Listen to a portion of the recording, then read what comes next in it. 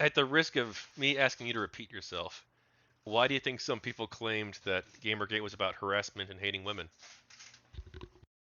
Well, I think there was a small contingent that was doing that, but it was mostly a smokescreen, I think, to keep attention away from the main discussion, which the data shows was happening about collusion, corruption, and censorship happening between, ethics and games journalism. That to me was the main discussion, but the story being pushed was harassment.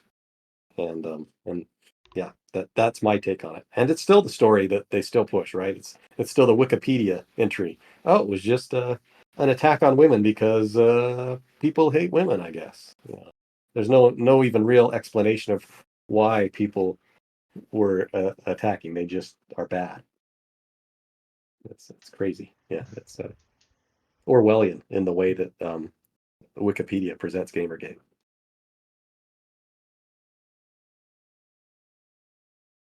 Now, obviously, you were an observer throughout GamerGate, but from your experience, did the movement do a good job of condemning harassment? At times, it's weird to me because there's no like head to Gamergate, right? Different people were engaged and saying different positions. Of the voices that I listened to in Gamergate, I felt like they always came out and said very clearly, "Don't harass, don't go after these people. It's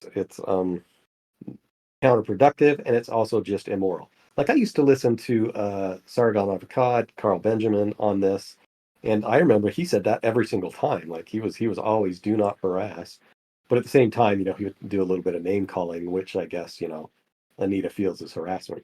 But he was just strongly saying his position. TotalBiscuit, right at the time, was saying that same sort of thing too. So the voices I was listening to were saying do not harass and harassment is bad, but we should talk about these other issues still. Yeah, and TotalBiscuit, to his credit, did point out a specific individual who had engaged in harassment, or well, it's complicated. An individual who had engaged in kind of cyber stalky behavior, unrelated to Gamergate, but obviously made the movement look bad. So him and almost everybody else seemed to have condemned him, and he went away. Now it's complicated because this guy actually just reached out to me recently, Hmm. and he's like, "Hey, look, I was a high school kid. I was doing some dumb shit. I'm not that person anymore."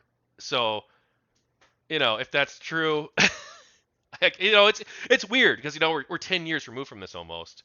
So Right. how much if somebody did something when they were in high school, like we probably criminally we wouldn't hold them responsible for that now. So how do we think about that looking back historically? And I don't know.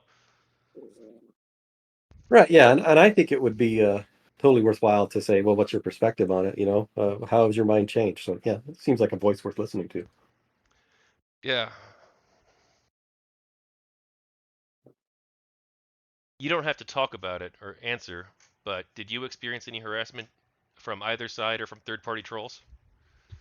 Well, yes. I mean, depending upon your definition of harassment, I never received anything like a death threat, like somebody was going to come and kill me or dox me or anything that was like the serious level of harassment that I think I would have to report. But I got lots of, you suck, you're an idiot, go die, like I hate you, and I still get that to this day.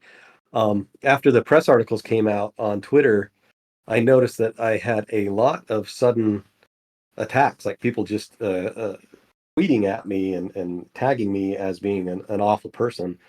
And then I went away from social media because of family issues and I was trying to forget about it. Then when I came back, I noticed that they had deleted all of their tweets, that all of these things that people had done back when it was a hot topic were all gone now. And I've heard from people that that's pretty common, that they go and attack somebody all at once when they're kind of going through that cancellation from a bunch of bot accounts or accounts that they've made just to harass people. And then they go back and delete them all later so there's no record of it and they can't really be followed up on. So I've had that happen to me. Why do you think the media didn't cover the harassment that Gamergate people received? Didn't fit the narrative, basically. Um, I think they wanted a nice, clean, easy to understand narrative. The Colbert Report when he asked Anita, what's the deal? There's all these games, and she's like, well, it's because men just don't want us in the space. This very simple, oversimplified description that's easy to glob onto is what they wanted to push as a narrative, even though it didn't reflect reality at all. I don't think men were resisting women coming into the space at all, as from what I could tell. That was just her story. It Did was you like, come on in here. Yeah. did you see the Zack attack controversy? Zack Attack. I remember hearing about it, but no, I don't know anything about it. Okay. Some GamerGate supporters broke away from the movement to form GGRevolt, a new movement against both GamerGate and the so-called social justice warriors.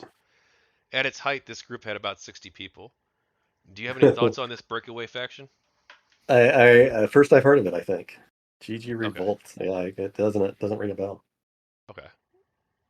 What do you think of the term sea lining and how it was used by GamerGate critics? Yeah. I think there's something to the sea lioning thing because I've had that happen to me too, where people just start asking you these kind of pointless questions, trying to bog you down and just answering, endless bunch of questions. Um, but I think that a lot of times it was being used as a way to deflect criticism. That somebody would ask a rather pointed or important question, and they'll just say, "Oh, you're just sea lioning," rather than dealing with the question. But at the same time, I can understand that sometimes you get overwhelmed with questions that are not in good faith, and then you have the problem of what do you do with those? I myself tend to just kind of ignore and pretend like I didn't see the questions that are clearly not in good faith. The ones that are aimed at trying to trip you up. Like, have you stopped beating your wife? That's not a question that's in good faith. I know you said you can only go for a couple hours. We're approaching about 1 hour and 40 minutes, a little bit over that. Uh, we're about three-quarters of the way through the questions. Did you feel comfortable continuing, or do you want to speed things up a bit? Well, I've got about maybe 15 more minutes, so Okay. Well, we better yeah, we better speed things up. yeah, yeah. All right. Hi, I'm Tachyon Blue. Thank you for watching another one of my GamerGate book video segments.